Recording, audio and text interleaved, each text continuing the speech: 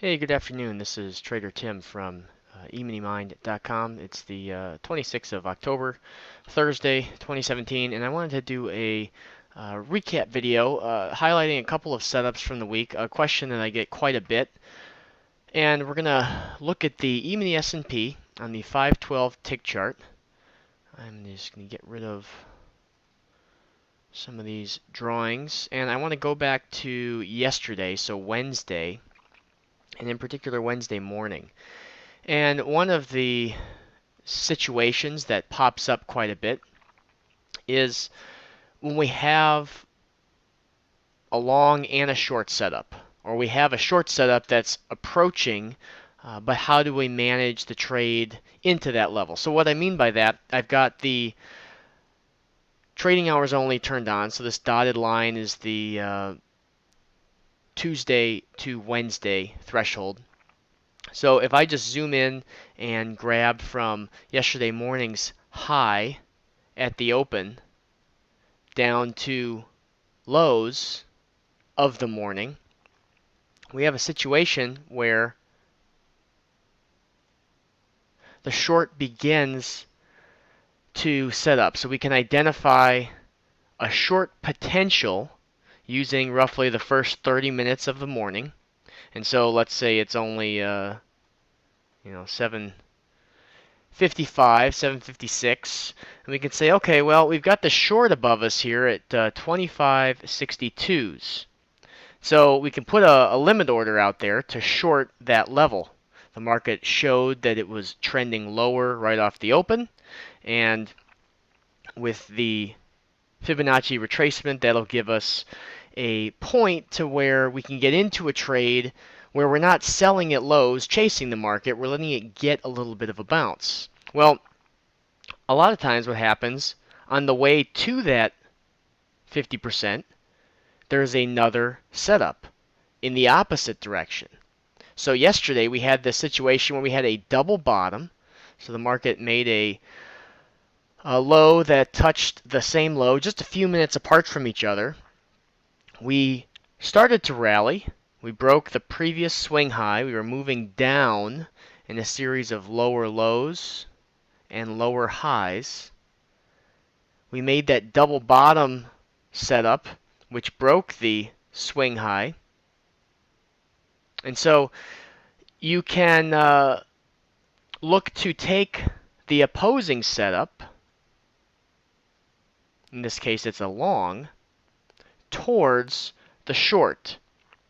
Now I like to do a couple of things.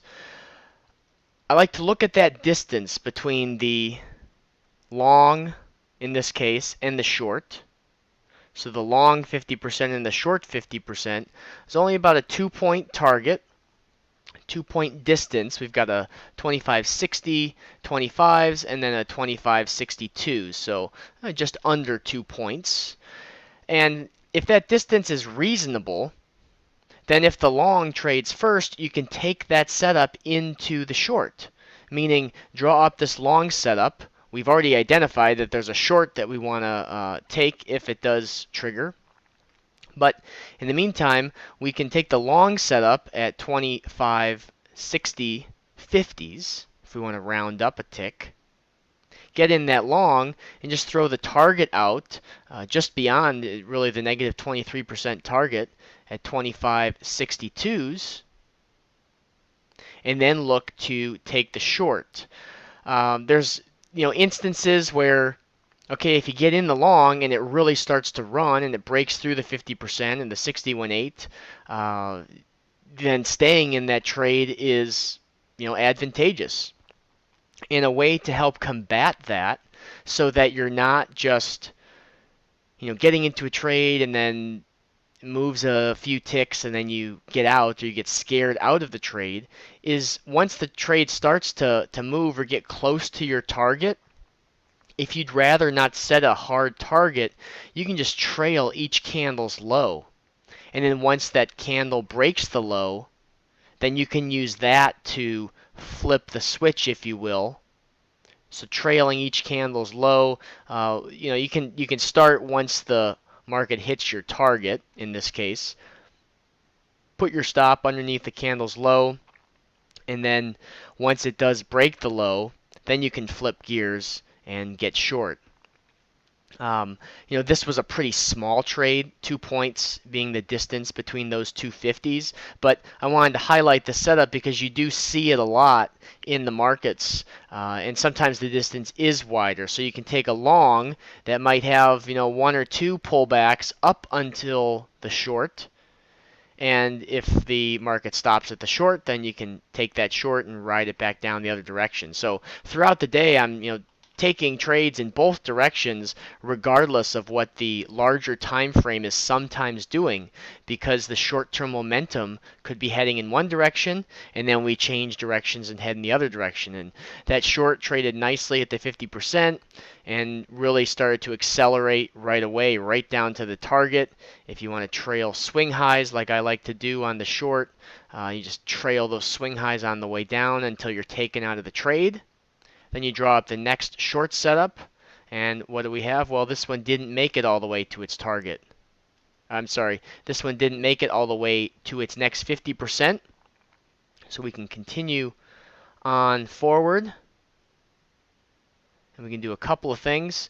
We can look to take the next smaller short, or taking the larger short, the next larger short, gives us a 25 55s, and that also ran quite nicely. So yesterday had some good trending setups where as soon as we traded, it was just boom, a solid line of red. As soon as we traded that first bigger short, boom, a nice solid line of red. So that's what we like to see. And in the meantime, on the way up, almost just like in the first setup, drawing up the long. Oops, let me adjust my anchor point. Drawing up the long, once it breaks the previous swing high, let the market pull back, and then taking that long up into the short.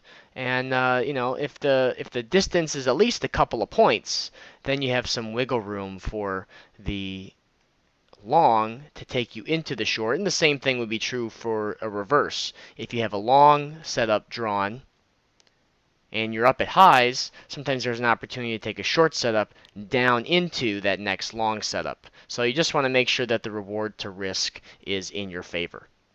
We'll be doing a live trading session on Tuesday next week. You can check that out over at emoneymind.com/VIP.